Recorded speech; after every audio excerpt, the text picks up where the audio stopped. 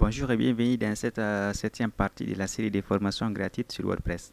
Dans cette vidéo, nous allons découvrir ensemble les étiquettes sur WordPress, comment les créer et comment ajouter des étiquettes sur nos articles. Par définition, une étiquette est une taxonomie par défaut dans WordPress. C'est une taxonomie comme les catégories, mais à la différence ici des catégories, les étiquettes ne sont pas obligatoires et ne sont pas hiérarchiques. C'est-à-dire, vous pouvez ne pas déterminer d'étiquette pour vos articles. Et il n'y a pas de notion d'étiquette parente comme ce qu'on a vu dans la dernière vidéo au niveau des catégories. Nous avons vu la notion des catégories parentes. Cette notion de parenté n'existe pas au niveau des étiquettes. Les étiquettes vont vous permettre d'offrir un autre type de classification des articles. Le lien qui peut exister ici entre les catégories et les étiquettes, c'est comme le lien de généralisation et de spécification. Les catégories vont donner une vue générale, c'est-à-dire une vue d'ensemble d'une manière générale sur l'article en question, et les étiquettes vont apporter plus de précision pour voir sur l'article en question à quoi de spécial, ça parle de quel sujet. Au fait, les étiquettes vont vous permettre d'apporter plus d'informations détaillées sur vos articles. Maintenant, nous allons passer dans notre environnement de travail, voir comment créer ces étiquettes. Toujours sur notre sidebar, nous sommes dans l'option des articles. Vous avez ici le bouton, le lien qui nous permet d'ajouter les catégories, et aussi vous avez maintenant le lien qui va nous permettre d'ajouter les étiquettes. Les étiquettes avec la version anglaise, c'est noté tag. La création des étiquettes et des articles, c'est presque la même chose. Vous donnez un nom à votre étiquette, vous donnez le slug, une description qui est facultative, ensuite vous créez l'étiquette en question. Comme vous pouvez le constater ici, il n'y a pas d'étiquette par défaut créée sur WordPress. C'est pour vous dire que la notion d'étiquette n'est pas obligatoire, mais la notion de catégorie, elle est bel et bien obligatoire, parce qu'avec les catégories, il y a déjà une première catégorie qui est créée sur WordPress nommée non classée.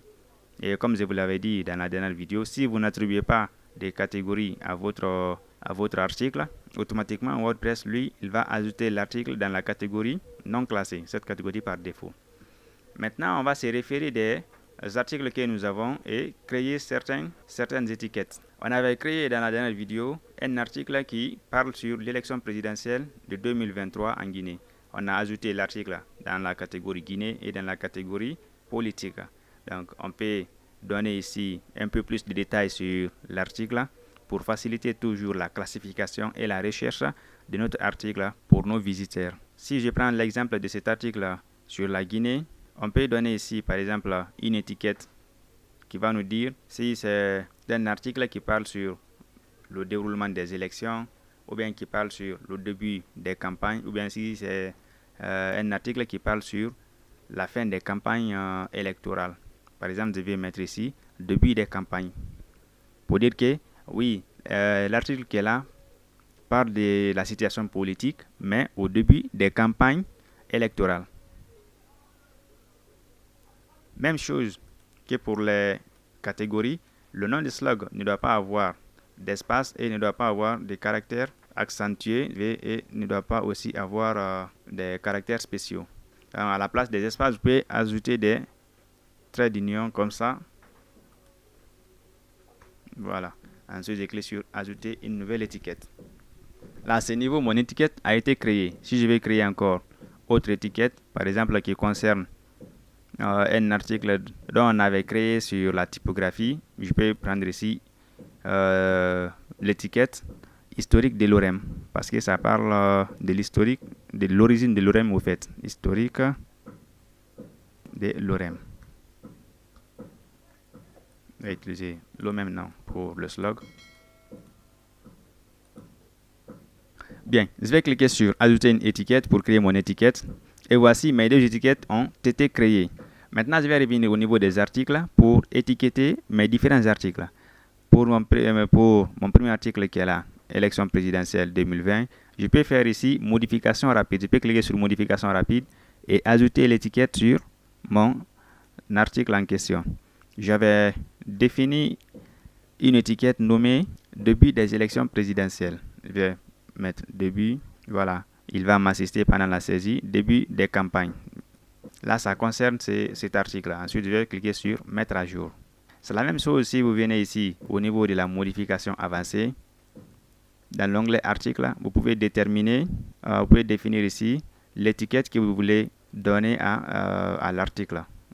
J'avais nommé ça par exemple historique. Je vais commencer à écrire historique. Et il va m'assister comme ça. Je vais cliquer sur le nom de l'étiquette.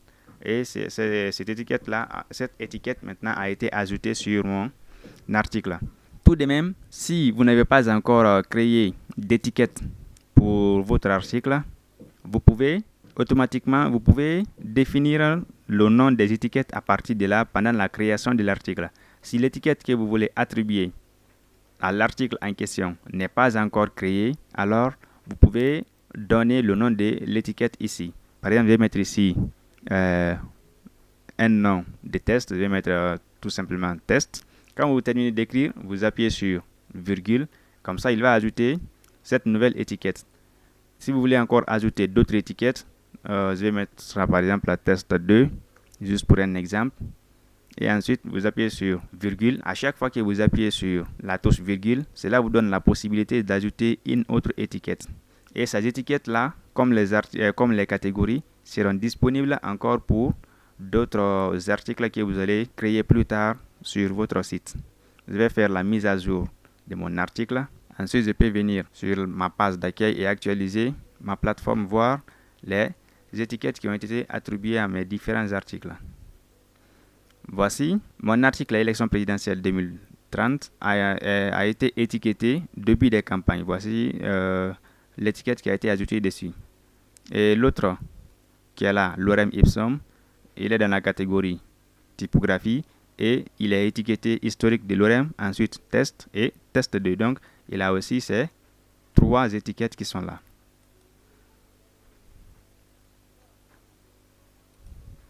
Maintenant, supposons que vous avez créé ces étiquettes et que vous n'avez plus besoin vous voulez par exemple les supprimer.